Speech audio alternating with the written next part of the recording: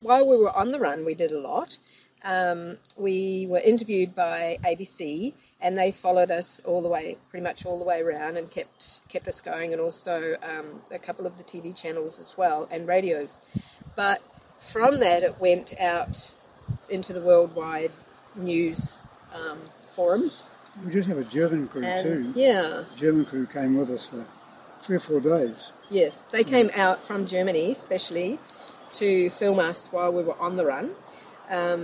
And we also had a crew from New Zealand come out, and we had quite a few crew, obviously, from Australia as well. But because it went out worldwide once it had been in the news here, then CNN picked it up, the BBC in the UK picked it up, and of course Germany were following us as well, and a couple of other of the Asian countries were following us, and just keeping it going throughout the run. But since the run, then we've been followed up. Well, the United States, we've flown over there to speak specifically to, there's a medical radio that's a national radio throughout the whole of the US, and there's also national public radio, so that's like the ABC here.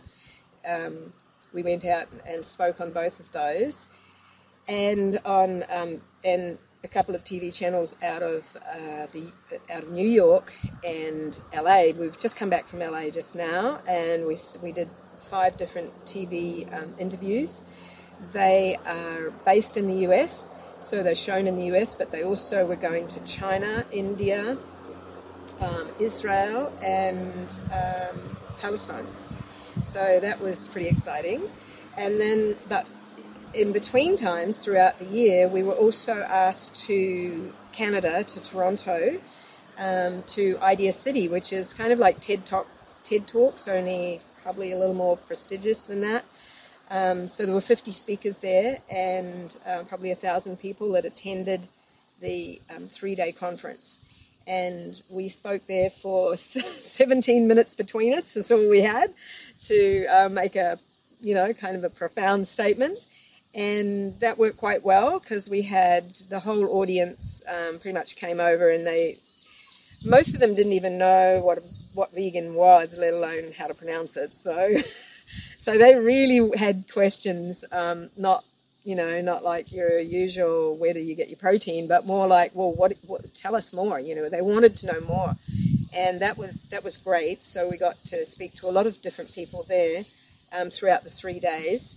We've also spoken in various festivals. There's the Woodstock Fruit Festival in New York, up in New York State. Festivals, vegan and vegetarian festivals in Toronto, New York, back here, of course, in Australia and Sydney. And then we went to Hong Kong, so we were there for 2 weeks in Hong Kong. And we spoke there every day for about 8 hours a day, and had audience of up to about 200 different people each day. So we covered a lot of people there, and then they've asked us back. We'll be going back there in September this year to speak again for a week, and a week in China. So 3 different main cities in China, and that's huge really, because it's quite a change to their normal cultural way of not eating raw and not eating cold. So, but they want to know, because they're getting more and more problems with their health. So they've asked us there.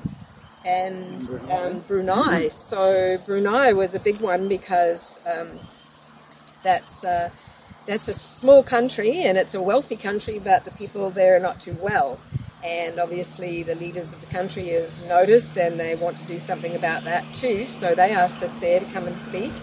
And we spoke with various different ministers in the government, the ministers of education, sports and recreation, human resources, and the governor of the area, about how they can make these changes. And in Brunei, as in a lot of the Asian countries, they're growing everything they need, or they can grow everything they need in the way of fruits and vegetables. So it's just a matter of them going back to that resource that they have. Unfortunately, a lot of these countries now have, a lot of fast food have come into their countries, and they're deep frying a lot of things, and so this is where they're issues, their health issues are coming from. So we went to Brunei, and we're going back there again in September as well.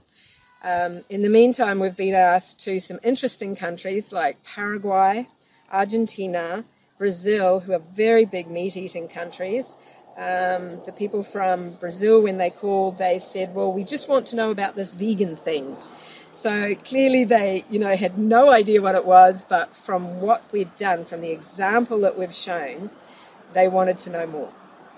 So we've also been asked to Malaysia, Indonesia and Singapore early in next year as well. And this year we're going to Europe. So in France, in May is the Cannes Film Festival, which is the biggest film festival in the world, and we're taking a short film for the documentary that we're making. We've been invited to present it there so that we can get distribution for the feature film. And the feature film is called Raw, the documentary, and it's bringing that message. It's based on the run that we did, the example that we showed, but also it's got a lot of interviews from many, many people around the world that have done, made various changes to their lives, especially other athletes. There's also interviews from the health industry as well, showing that it's, what a positive message it is. So once we've done that in May, we then, Alan and I are going to do our next challenge just to show that we're not in a wheelchair after running this 366 marathons and that we're still out there. So we're going to go and walk 2,015 kilometres from France into Spain. So basically from just south of Paris down the length of the country, France, into Spain, and then across the width of Spain to a place called Santiago de Compostela. And this is the original Pilgrim Way. So a lot of people may have heard of it as Le Camino, or the Pilgrim Way, the Route Saint-Jacques. And it's a spiritual journey for many people. Pilgrims have been doing it for over 1,000 years. And so we're going to go and do it. And we'll be documenting that obviously on our website and blogs and things. An interesting thing, we just read a tourist guide about the Camino, and it says, if you're a vegetarian, don't go there. Well, we're about 3 levels above that, we're vegan and then raw vegan.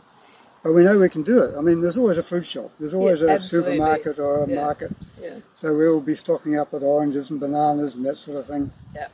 And just showing that it's possible, because so many people, it's become very popular in recent years. So a lot of people are going there, but,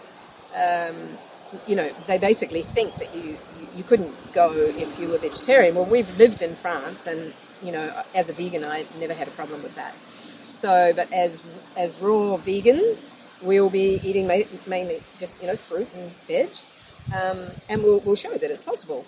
And also, we'll be doing it, in our barefoot shoes, the same as we did around Australia, just showing that you can tread lightly on the earth and that you can be physically fit enough to be able to do that. You don't need to have hiking shoes and all the extras. So we'll be walking. We'll be walking about 26 kilometres a day on average.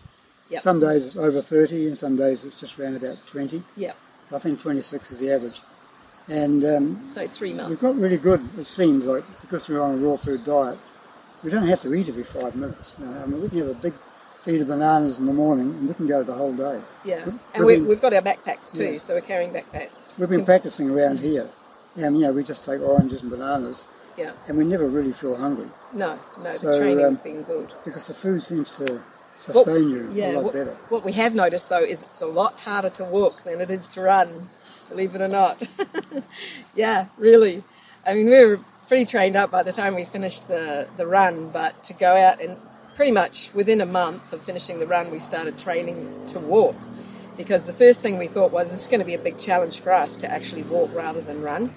And so the backpacks help, because, it's harder, obviously, it's not as easy to run with a backpack on your back, but so that slowed us down a little bit, but the urge to run was still there. Well, now that we've been doing it for a while, at least 6 months continuously.